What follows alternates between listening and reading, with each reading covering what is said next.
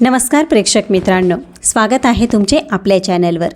म्हातारपणात पायात ताकद आणायची असेल तर कोणत्या वस्तू खाणे बंद करावे आणि कोणत्या वस्तू खायला सुरुवात करावी।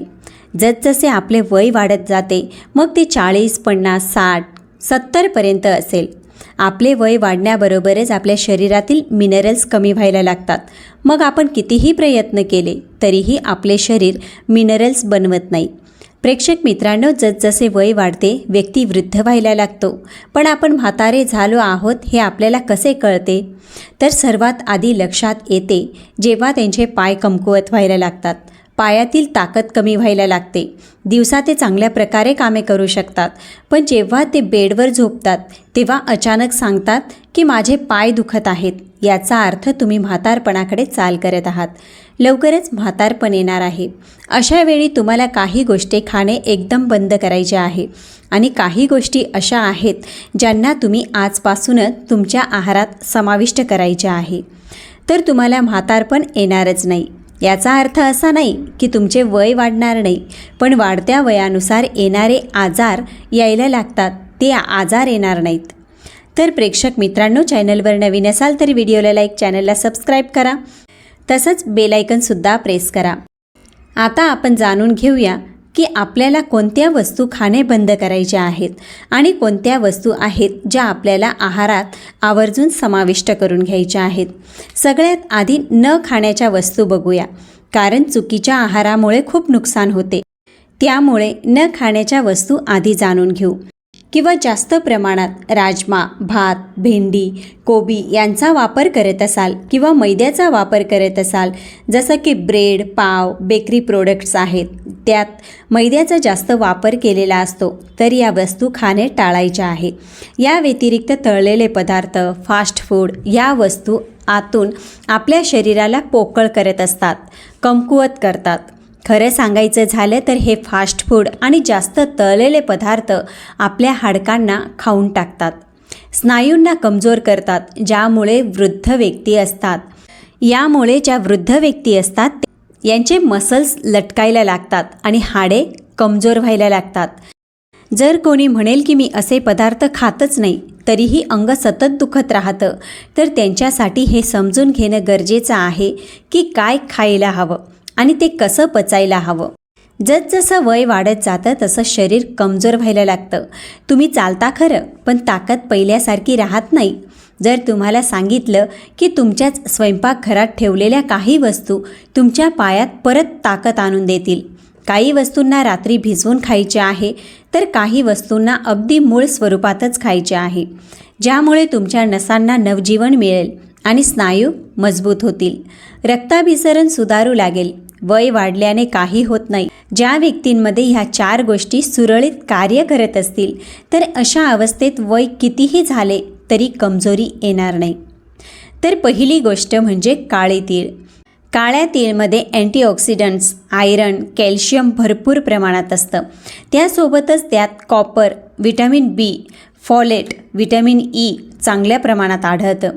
आता फॉलेट म्हणजे व्हिटॅमिन B9चा एक प्रकार आहे, जो लाल रक्तपेशींचे निर्माण करतो आणि त्या पेशी आधीपासूनच स्वस्थ आहेत त्यांची वाढ करण्याचे काम करतं।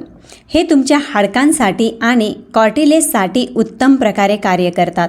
काळे तीळ नियमित खाल्ल्याने ते हृदयाचे आरोग्य सुधारते। त्याचबरोबर तिळात भरपूर प्रमाणात आयरन असते, त्यामुळे 40 नंतर स्त्रियांनी तर आवर्जून काळ्या तिळाचे नेहमी सेवन करावं आणि पुरुषांनी 50 वयानंतर तिळाचे सेवन अवश्य करावे। आयरन कमी झाल्यामुळे शरीरात थकवा जाणवतो, कमजोरी वाटते, सुस्ती वाढल्यासारखं वाटते आणि काम करायची इच्छा होत नाही। या समस्या येतात आयरनच्या कमतरतेमुळे। सामान्य थकवा येत नाही, तर रात्रभर झोप घेतल्यावर देखील सकाळी उठल्यावर तुम्हाला थकल्यासारखंच वाटतं। आता दुसरी गोष्ट म्हणजे कुळीथ। कुळीथ हे घोड्यांना सुद्धा खायला देण्यात येते, पण असे नाही की हा घोड्यांचा खोराक आहे म्हणून त्यांना खायला दिला जातो, तर घोड्यांच्या स्नायूंमध्ये, पायांमध्ये जास्त ताकद यावी म्हणून त्यांना खाऊ घातलं जातं। म्हणून ज्यांच्या पायांमधली ताकद कमी झालेली असते त्यांनी आवर्जून कुळीथ खायला हवेत। त्यात भरपूर प्रमाणात फायबर असते, कुळीथ तुम्ही कसे खाऊ शकता?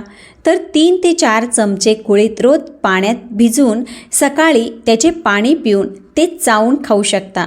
तसेच ते शिजवून त्यांचे सूप करून ते सुद्धा तुम्ही पिऊ शकता. त्याचबरोबर कोशिंबीर, कुळीथची कोशिंबीरसुद्धा छान लागते. रात्रभर भिजवलेले कुळीथ सकाळी कुकरमध्ये टाकून त्यात मीठ, हळद घालून 2-3 शिट्ट्या करून शिजवून घ्या.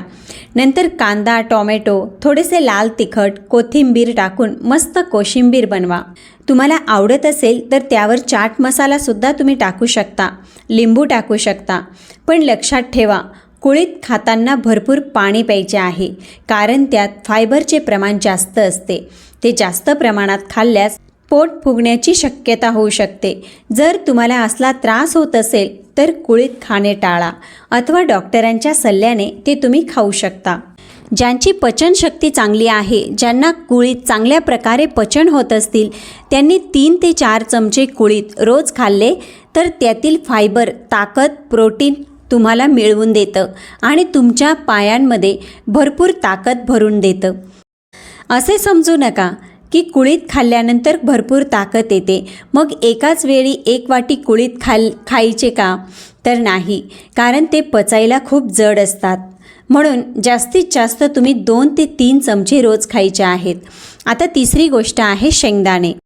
रात्री जर 1 मूठ शेंगदाणे पाण्यात भिजवून ठेवले आणि सकाळी त्याप्रमाणे भिजवून संध्याकाळी 4 ते 5 वाजता खाल्ले, असे केल्यास संपूर्ण आहार आणि संपूर्ण पोषण तुम्हाला मिळतं आणि त्याचेच पोषणात रूपांतर होऊन भरपूर ताकद मिळते. जर का न भिजवलेले शेंगदाणे खाल्ले तर शरीरात वात निर्माण होऊ शकतो. अनेकांना त्यापासून पित्तसुद्धा होतं, वजन वाढतं. पण जर का तुम्ही हे भिजवून घेतलेले शेंगदाणे खाल्ले तर पित्त प्रकृती कमी होते आणि शरीराला पूर्ण पोषणसुद्धा मिळतं. त्यानंतरची चौथी गोष्ट म्हणजे सफेद पेठा. त्यालाच आपण पांढरा भोपळा किंवा कोहळा असे देखील म्हणतो. ज्यांचे लिव्हर चांगले कार्य करत नाही, ज्यांचा मेंदू चांगले कार्य करत नाही, ज्यांच्या नसांमध्ये ब्लॉकेज झाले आहेत, त्यांच्या शरीरात जास्त प्रमाणात घाण जमा झाली आहे, म्हणजेच टॉक्सिन्स जमा झाले आहेत. त्यामुळे वात, पित्त, कफ यांचं नियंत्रण बिघडलेलं आहे. त्यांच्यासाठी भोपळ्याचा ज्यूस नियमित घेणे फायद्याचे ठरते. दिवसातून केव्हाही ते तुम्ही पिऊ शकता, पण रिकाम्या पोटी घेतलेले अतिउत्तम. संध्याकाळी 7 वाजेनंतर मात्र हा ज्यूस घेणे टाळावे.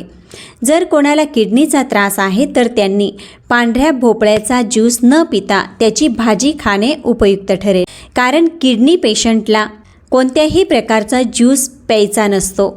अशा अवस्थेत नियमित सफेद पेठा खाल्ला आणि जर तुम्ही नॉर्मल आहात, किडनी त्रास नाही, तर पांढऱ्या भोपळ्याचा ज्यूस पिऊ शकता.